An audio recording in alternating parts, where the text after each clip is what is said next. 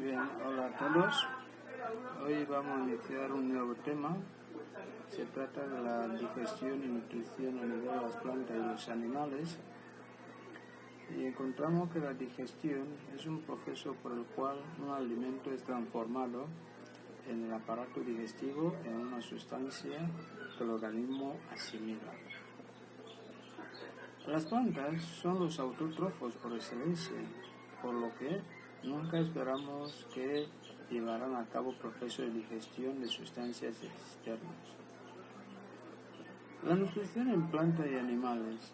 Encontramos que la nutrición es esa función que comprende todos los procesos que permiten a los seres vivos obtener energía a través de la materia para mantenerse con vida, y esta varía de acuerdo al tipo de organismo con respecto al modo de nutrirse. Los organismos pueden ser autótrofos y heterótrofos.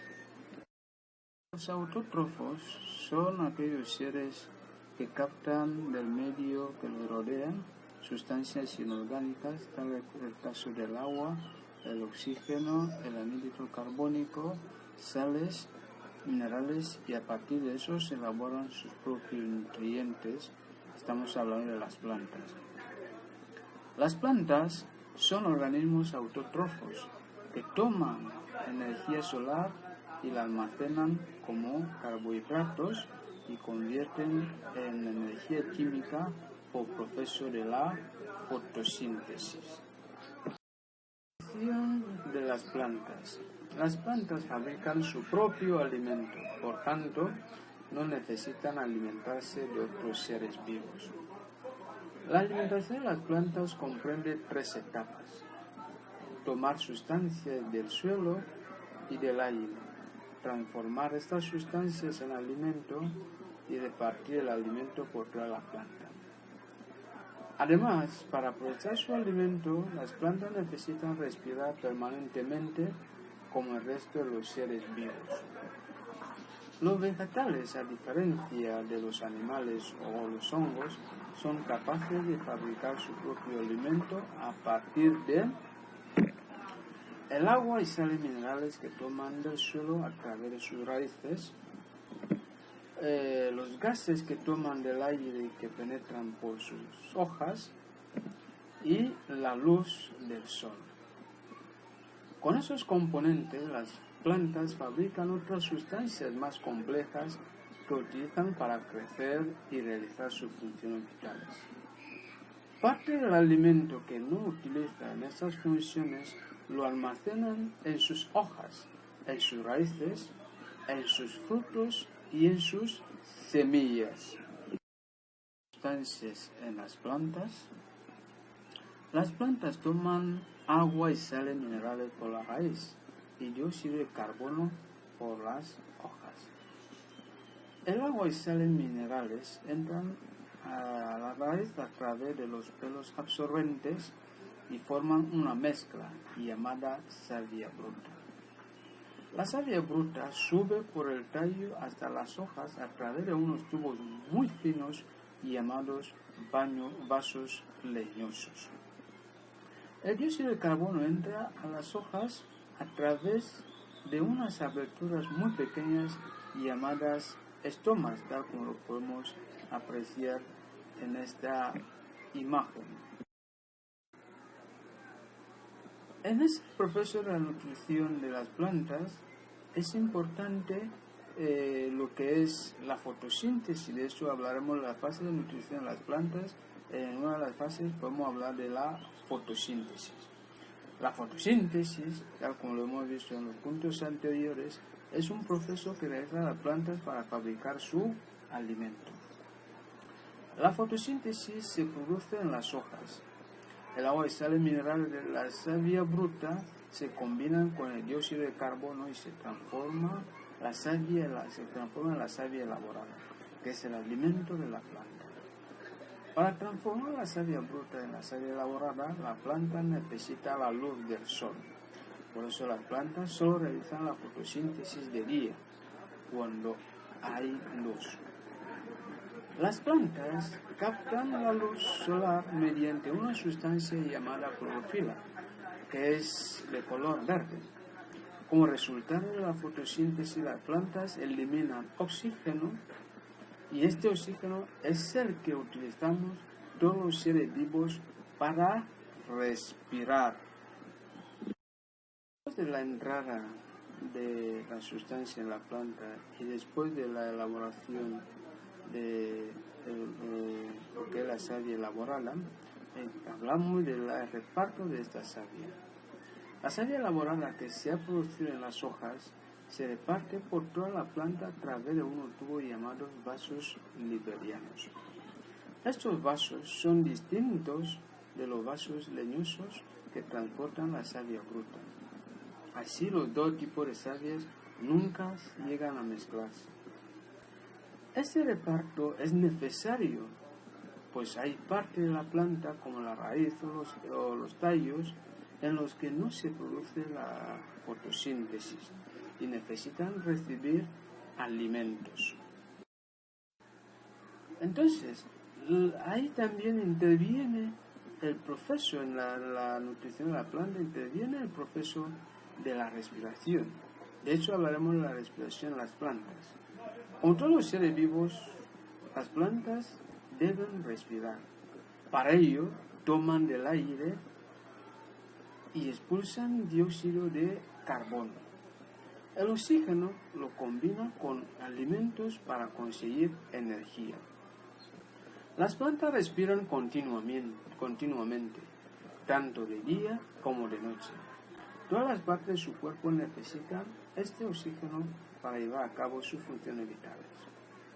Las plantas realizan la fotosíntesis para fabricar su alimento. Para ello necesitan agua, sales minerales, dióxido de carbono y luz solar. Además, las plantas necesitan respirar. Ahora, hablamos de nutrición y sobre todo en los animales.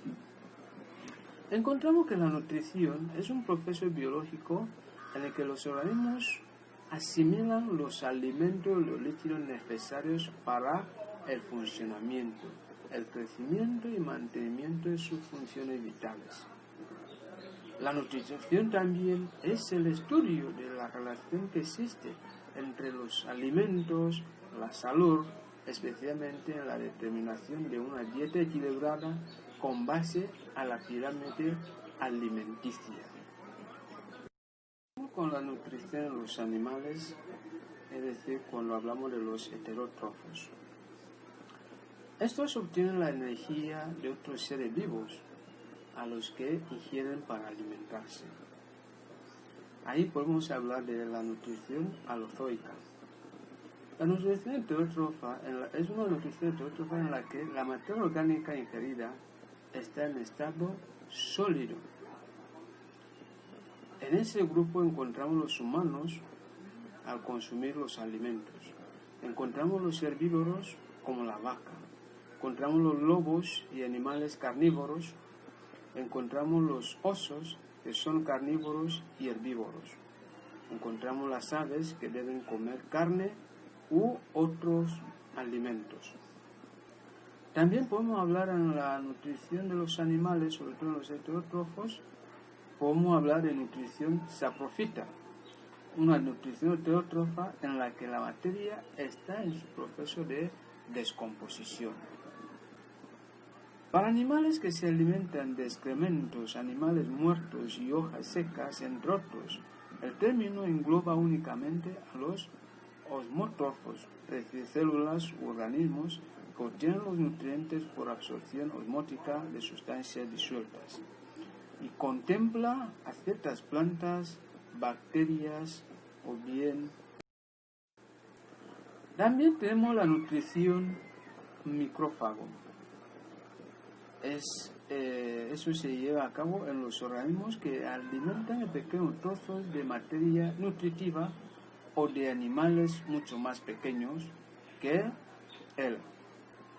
Sedimentívoros como la lombriz de tierra, filtradores como las esponjas o las ballenas. También se engloban los herbívoros, en este caso son algunos como la vaca. Luego tenemos la nutrición macrófago. En ese caso son animales que se nutren de presas muy grandes con relación a su tamaño.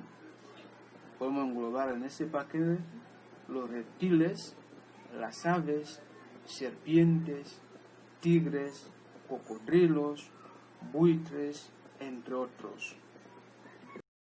Las formas mixtas de nutrición heterogénea. En estas formas se necesita asociación de dos organismos. En primera línea tenemos el caso de simbiosis, donde ambos organismos se benefician mutuamente. Tenemos el caso de las bacterias que viven en el aparato digestivo de casi todos los animales. Tenemos el caso de un insecto y una flor. Aparte de las relaciones simbióticas, también podemos hablar de relaciones de comensalismo. Es decir, los restos de comida despedida por un organismo o incluso sus secreciones sirven de alimento para otro. Es el caso de rémora y tiburón. También podemos hablar de parasitismo. Uno de los organismos se alimentan a expensas del otro, causándole un perjuicio. Y luego tenemos el caso de animales necrófagos o carroñeros. Se nutren de animales muertos a los cuales no lo han matado ellos. En ese paquete están los buitres, avispas, moscas, etc. Hasta incluso se puede incluir al hombre. Luego tenemos los animales coprófagos. Se alimentan de excrementos, por ejemplo los escarabajos. Y luego seguimos con la nutrición donde decimos que los protozoos realizan su intercambio de materia y energía directamente con el medio que les rodea. Los pluricelulares deben asegurar que cada una de sus células se nutre. Por ello, en la nutrición holozoica de los metazoos se observan los siguientes procesos. La digestión, consistente en transformar los alimentos complejos en sustancias sencillas, capaces de penetrar en las células, que ocurre en el aparato digestivo. Tenemos el otro proceso que es el intercambio de gases, consistente en llegar hasta todas las células del organismo, los alimentos digeridos y el oxígeno, así como conducir los productos de desecho desde cada una de las células hasta los órganos encargados de su alimentación. Y esto generalmente ocurre en el aparato circulatorio. El metabolismo, que es el conjunto de reacciones enzimáticas realizadas en cada una de las células, con el fin de formar nuevo material celular y obtener energía. Y por último tenemos el proceso de excreción, que es el que sirve para expulsar al medio externo los productos de desechos procedentes del metabolismo celular, y esto lo lleva el aparato excretor. Ahora vamos a hablar de la digestión. La digestión es la transformación de la materia ingerida en sustancias favorables para el organismo. Hablamos de la digestión en las plantas. Las plantas fabrican su alimento a partir del agua y los nutrientes que obtienen del suelo y con la ayuda del dióxido de carbono y la luz del sol por medio de la fotosíntesis. El mundo vegetal carece de un sistema digestivo con órganos como la boca, el estómago y los intestinos, pero posee un mecanismo de asimilación de nutrientes. Una vez que la planta absorbe agua y sustancia nutritiva por la raíz, esta se transforma en sustancias asimilables en las hojas por efecto de la fotosíntesis y se esparcen por toda la planta. Pero también se puede hablar de las plantas carnívoras, es decir, estas que cazan por medio de tricomas, que son elongaciones de la epidermis de la planta en cuya punta se segrega una sustancia pegajosa y ahí se quedan atrapados algunos insectos. La estructura más común que han modificado las plantas carnívoras para su cacería es la flor, es decir, la mayoría ya llevan ese proceso de capturar insectos a nivel de sus flores. El aparato digestivo, en ese caso, en los animales, entramos que el aparato digestivo y sus procesos, donde podemos hablar de la digestión y sus tipos de acciones. En este caso, decimos que la digestión comprende dos tipos de acciones. Las acciones mecánicas. Y estas acciones mecánicas tienen tres procesos. El primer proceso es la masticación, es decir, desperezar y aplastar los alimentos con la dentadura para que puedan ser tragados. Está el proceso de la deglución, que es el paso del alimento al esófago. Y por último está la motilidad intestinal. En ese caso, el quimo es desplazado mediante movimiento de la musculatura intrínseca de la pared del intestino para fabricar la digestión y la absorción. Y por otra parte de la digestión tenemos las acciones químicas. En estas encontramos que se tiene que transformar las moléculas alimenticias complejas en otras más sencillas mediante el proceso de hidrólisis. Dichas transformaciones son realizadas por una serie de enzimas digestivas presentes en los jugos elaborados por unas glándulas. Este proceso de hidrólisis que hemos mencionado antes encontramos que en el fondo es una reacción química con la incorporación de agua para facilitar la adopción o la separación o división de macromoléculas en moléculas pequeñas.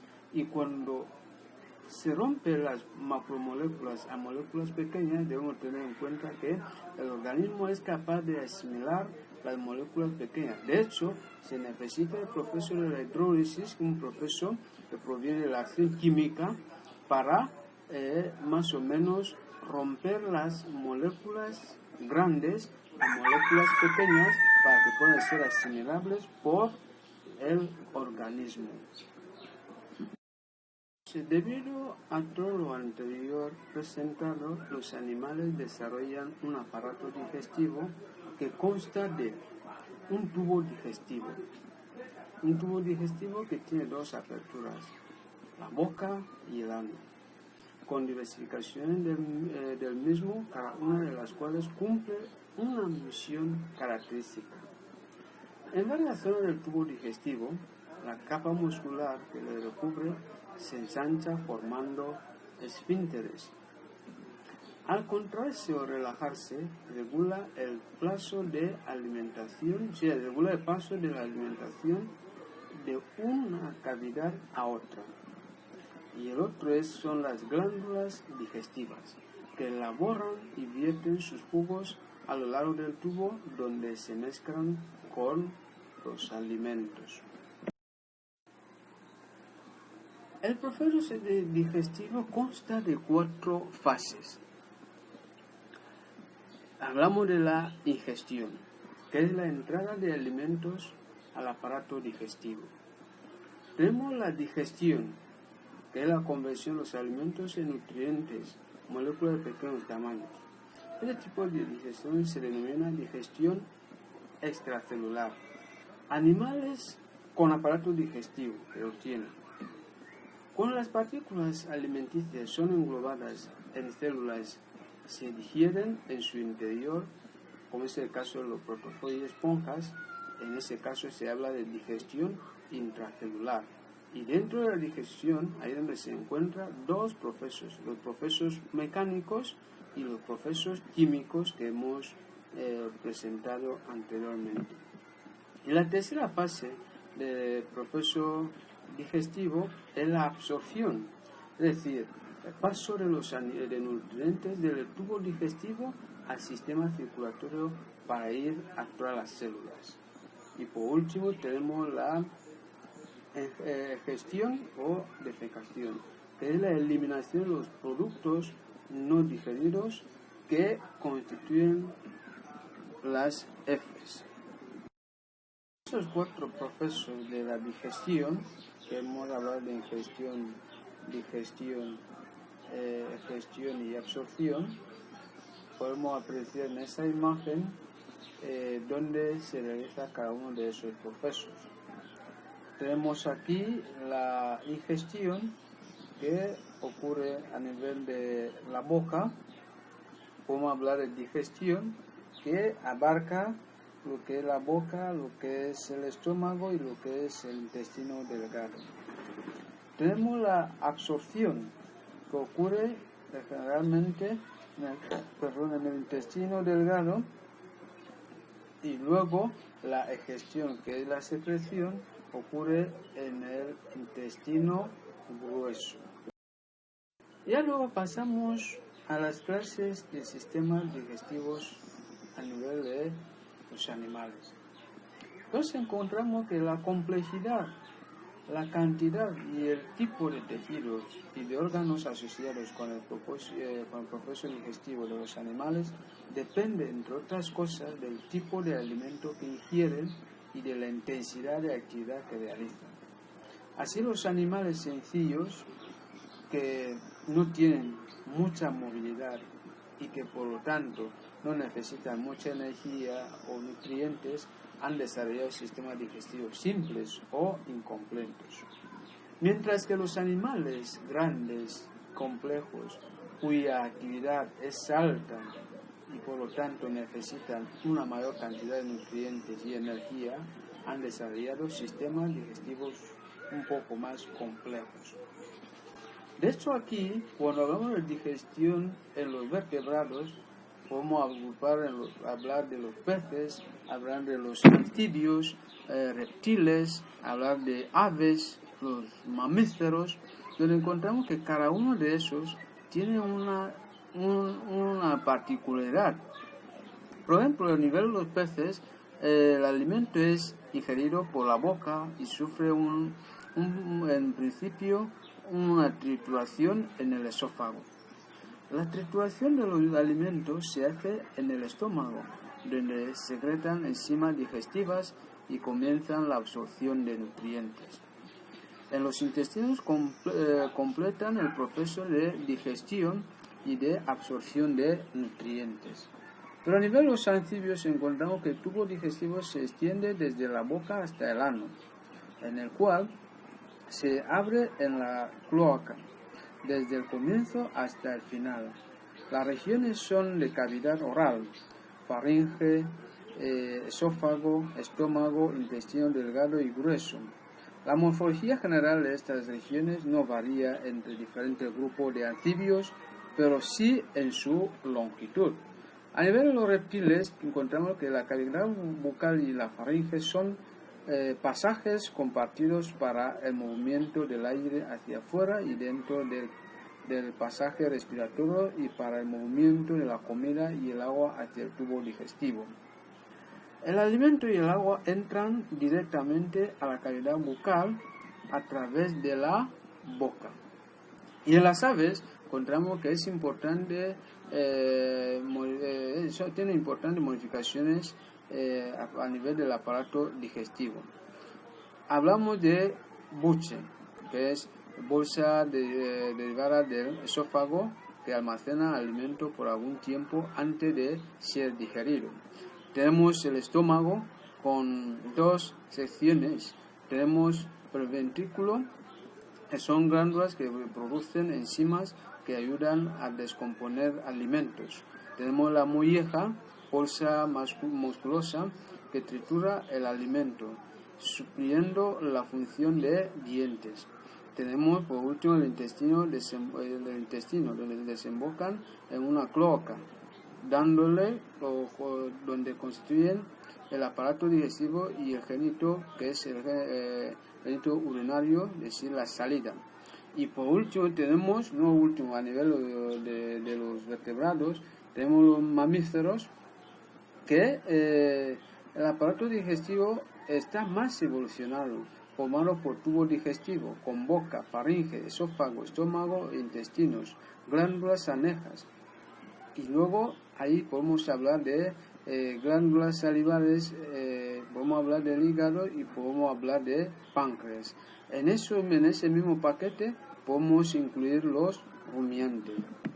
Y luego paquete, que son también los invertebrados, donde podemos hablar de poríferos, podemos hablar de nidarios, podemos hablar de platelmintos, podemos hablar de anélidos, moluscos, artrópodos, echinodermos, tal como lo podemos apreciar en esta imagen, y cada una de esas tiene una particularidad.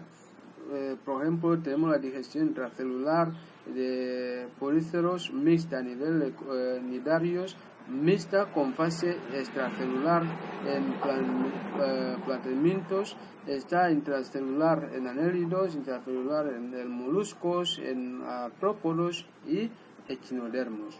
Por último, tenemos también a nivel de ese mismo paquete, tenemos las esponjas que tienen sus particularidades, los felenterios, planarias. Tenemos otros invertebrados, donde se puede hablar de lombrices, se puede hablar de insectos con sus diferentes estructuras a nivel de aparato digestivo. Entonces, esto es lo último a nivel del sistema digestivo y nutrición a nivel de las plantas y animales correspondiente al tema de digestión. Y dicho esto, damos por finalizado ese tema de digestión y nutrición, y hasta el próximo día de clase. Chao.